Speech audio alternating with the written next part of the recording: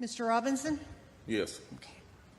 I didn't have time to You have to give us your name. Oh, I'm sorry. My name is Mark Robinson. I live at 4015 Sassafras Court. That's right here in Greensboro. I've lived in Greensboro all my life.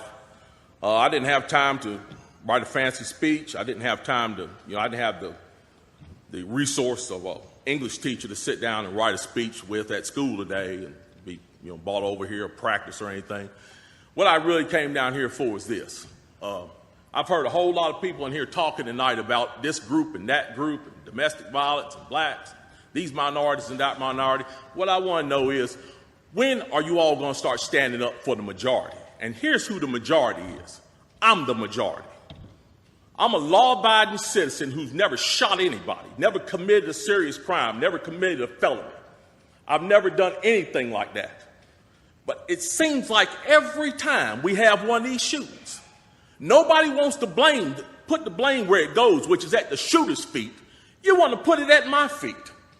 You want to turn around and restrict my right, constitutional right that's spelled out in black and white. You want to restrict my right to buy a firearm and protect myself from some of the very people you're talking about in here tonight. It's ridiculous. I don't think Rod Serling could come up with a better script.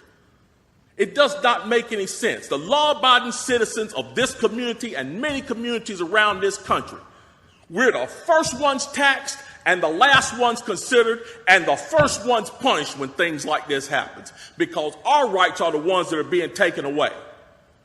That's the reason why I came down here today. Gun show or no gun show, NRA or no NRA. I'm here to stand up for the law-abiding citizens of this community, because I'm going to tell you that what's going to happen. You can take the guns away from us all you want to. You all write a law, I follow the law, I'll bring my guns down here, I'll turn them in. But here's what's going to happen. The Crips and the Bloods on the other side of town, they're not going to turn their guns in.